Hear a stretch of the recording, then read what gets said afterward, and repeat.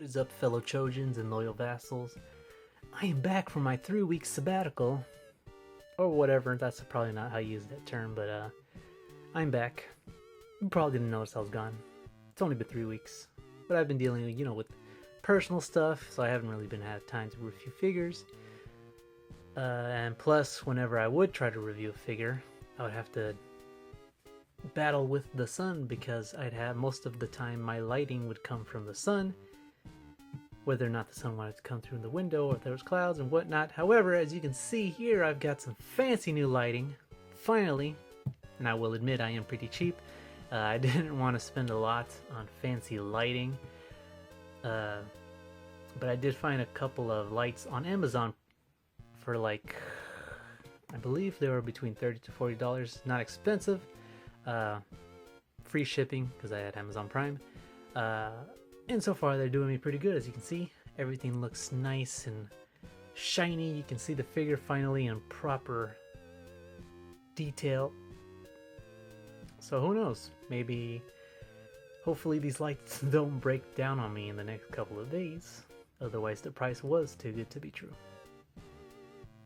But as you can see, we have here Figma Sherlock Hound.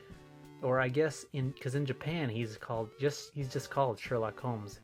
It was an old based on an old anime TV series way back in the day, and when it was dubbed over here in the US, rather than just calling him Sherlock Holmes, he was actually called Sherlock Hound, because it makes it interesting. Because on the box, Max Factory actually went ahead and called him under two names, Sherlock Holmes and Sherlock Hound, for the US release. So I thought that was kind of interesting.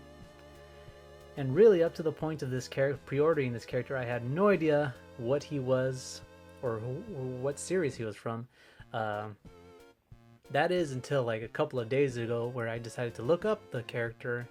And there's actually a YouTube channel. I believe the YouTube channel's name is TMS Entertainment. They actually have all the episodes uploaded on their channel. And so I decided to watch. I only watched like 8 episodes, and whoa, I gotta say, I was thoroughly entertained. Because in today's day and age, a lot of TV shows are like, or at least cartoons for kids are like flash animated. And well, I don't really watch TV. Then again, who does have time to watch TV? The only time I actually do end up watching TV is to watch like American Pickers. I like that show. But aside from that, when it comes to cartoons, a lot of stuff is flash animated. So when I went to watch some Sherlock Hound, I was pleasantly surprised, well, as I should be, because it was back in the day. It was hand-drawn, and it was like a fresh breath air from all the flash animated stuff you see nowadays. And I really like the scenery that takes place, especially the music. I really love the background music in some of the episodes. That is just very it's very soothing, and the whole atmospheric of the episode, or of the series in general, is just very calming and appealing. And if you didn't know, actually, I should probably mention this, that what's the guy's name? The famous anime guy, Hayao Miyazaki. That guy, he actually worked on some of the episodes, and on the Wikipedia, I believe it said only he worked on 6 episodes, which I can actually kind of tell because I only watched like around like 7 or 8, and at some point, some of the episodes like kind of dropped in quality. It just felt like the story was off. So I can definitely tell his influence on some of the episodes.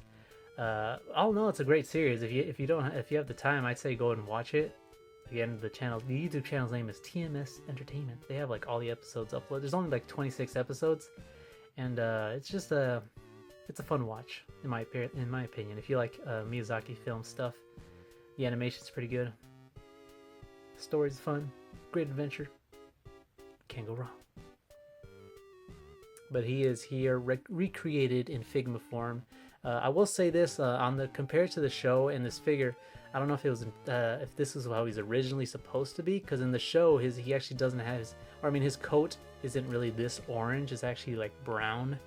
So I don't know why it's this orange exactly. My only guess is if he were any more browner, or I guess it would match his skin tone too much. I don't know the exact reason, but in the actual anime, this whole attire isn't actually that orange. It's more brownish than orange. But yeah, There's only one minor paint defect on mine, and that is right here at the leg. You can kind of see he has you see right there glaring from this light, he has these weird smudges right there. I don't like it, but there's nothing I could do. I mean, I could probably write a complaint to Good Smile Company and say, hey, give me a new one, or give me a new replacement leg. You could probably do that, but I don't really want to. I think it looks fine. Imperfections and all. So yeah, I'm actually really thankful for watching that series at the end of the day, because the only reason I don't think I mentioned it, the only reason I actually ended up pre-ordering this figure is because he's anthropomorphic, and I don't think I've ever seen another anthropomorphic articulated figure, or at least in Figma, because the only other one that I can think of is a very old Figma, which I do have, is a King Cosma from the movie Summer Wars.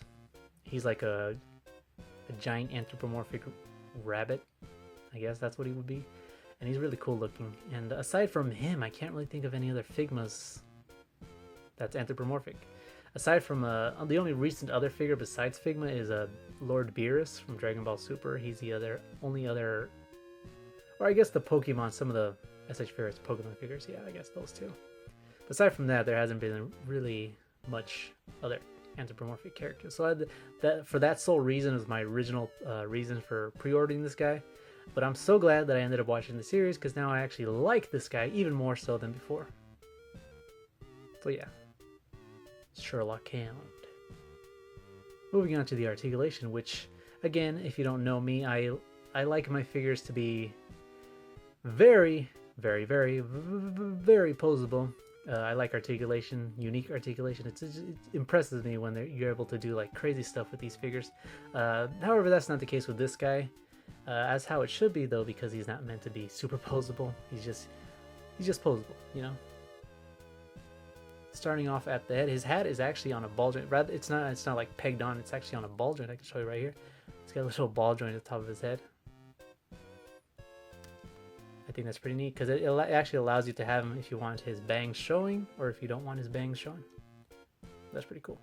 This thing is a little soft material, so it doesn't really get in the way of his shoulders, but I'm just kind of getting ahead of here. But at the head, he has a ball joint right here at the top. I don't know if you can kind of see it. It's underneath there. He has a ball joint that's actually on a hinge pegged into the neck. Right there is the hinge. That actual ball is actually the hinge, and it's pegged into the neck. And the actual neck is actually on a, I believe it's another ball joint. I don't know. It could just be like a hinge or whatnot, but I think it's a ball joint.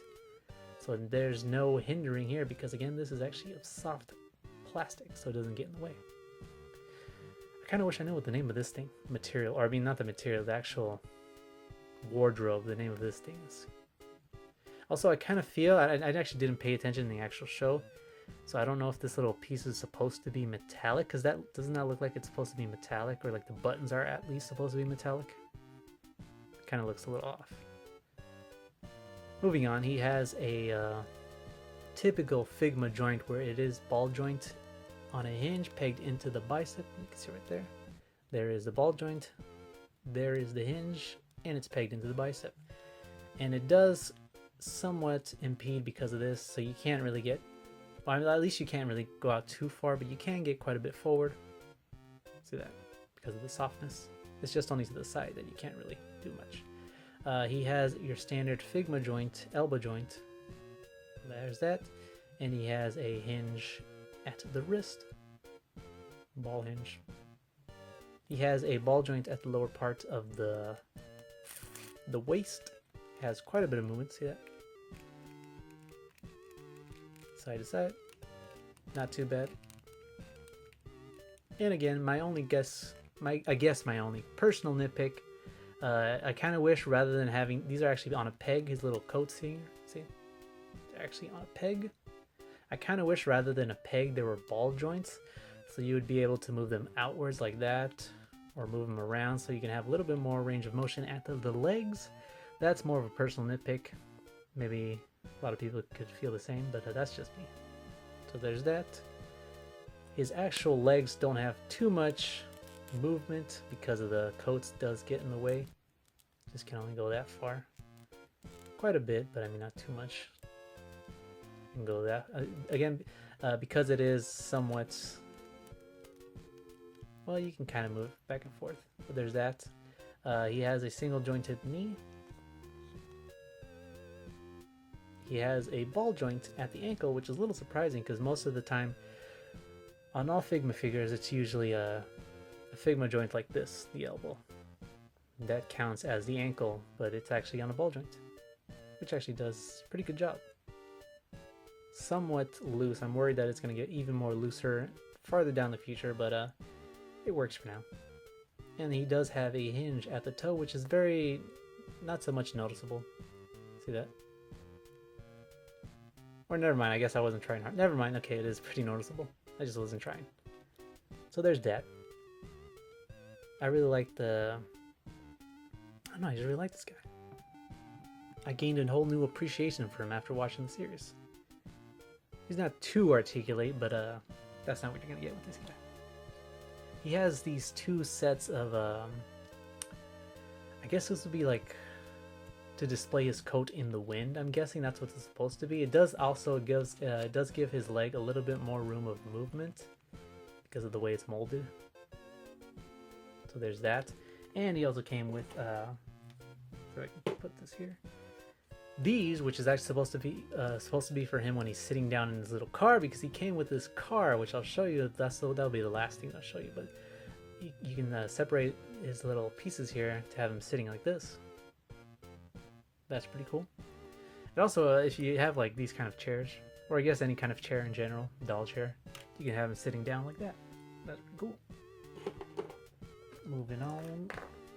He has quite a bit of hands. Aside from those closed fists, he comes with these relaxed palmed hands, hands for holding stuff, and hands for holding specific stuff he comes with. This is his gun holding hand, or it can just be a pointing finger. This is his pipe holding hand. Which, by the way, I guess if didn't show you this, he has a little hole at the mouth right here, which does look a little unappealing in that angle. But you have his pipe right here, and bada bing, he is complete. There you go. He looks good with, actually, you know what? He looks better with this pipe. For another thing, he comes with these swappable forearm pieces, because if he does have his arms in his pockets quite a bit in the show. So you can actually detach these forearms relatively easily from the base, pop it out, and then put these ones. But this is just like a placeholder, but if you take these off, and then you place this on that joint, you can have them. What's the word I'm thinking of? Hands in pockets. There you go, like that. So there's that. Put you aside. Oh, don't fall. So there's that. He came with these gun and magnifying glass. I'll show you the gun first. Here's the gun, not too fancy. Nice, plain. I don't know my guns, but I guess this would be a revolver, perhaps. I don't know. I do not know my guns. So there's that, and here's the magnifying glass. Now what's interesting about this is that I don't think that it's just glass. I think it's an actual magnifying glass, if I'm not mistaken, because you can see how it does the same kind of, look, see that? Like if I were to hold up this, you can kind of like, yeah, we're not in focus. I don't know, it just does that blurry effect when you put it next to something, or a magnifying glass, like see that?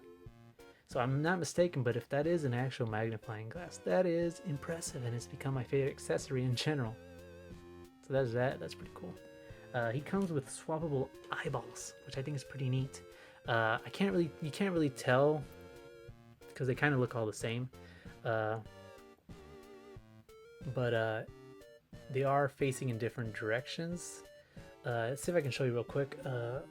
To do that, you must remove his top hat. I mean, not his top hat, but his hat. Remove his face. Whoa, that is a thing of nightmares. Pop out his eyes like that. Get the separate eyeballs. Place it right here. That there. Get his face. Put that on, and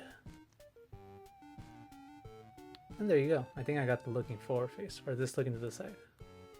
No, this is looking forward face. He comes with 3 other eyeballs that have him looking different directions. I can't really tell you which ones are which, but I can tell you one of them is looking to the right, one of them looking to the left, and one of them is looking slightly to the left but forward at the same time. And that face, that one's looking to the straight forward, I believe.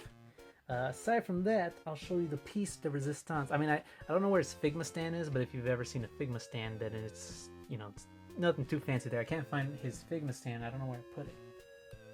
But it is standard Figma stuff. Put you aside here, and I'll show you the piece de resistance. And that is this little adorable looking car. And unfortunately, I don't know my car models or cars in general. What did I just say? General.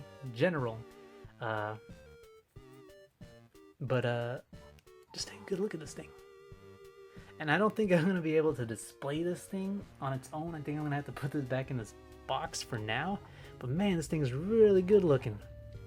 And at first, because he's heavy down here, I kind of thought this was going to be a motorized, actual like battery powered motor or something. That would have been pretty cool. But it's not the case. So it's really cool. And kind of the way it's designed, again, excuse my ignorance, I have no idea of these car types, but it kind of looks like this thing steers these back wheels, because I can't really imagine how this would function in an actual car, like or at least this steering the front wheels. I just don't see that. So I can only imagine this is actually to steer the back wheels, and this is the brakes, because I know there's the gas pedal right there. I don't know. I don't understand how these cars work, or what I mean, is this? I want to say 1930s. I don't know. Excuse my ignorance on the subject. I'm just, if someone could inform me on this, I'd be pleased. But yeah, it looks really cool. You can have pretty much any other character you want riding it, as long as you have as long as that character has the ability to hold the handles. But that is Sherlock Hound. I really like this guy. And if you have the time, you should probably go check out the episodes. It's available on YouTube. You're gonna have a great time. Yeah. Let's get a good look at this figure.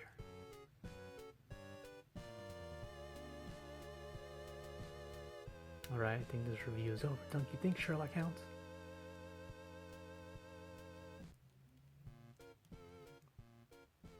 Alright, I'll see you later.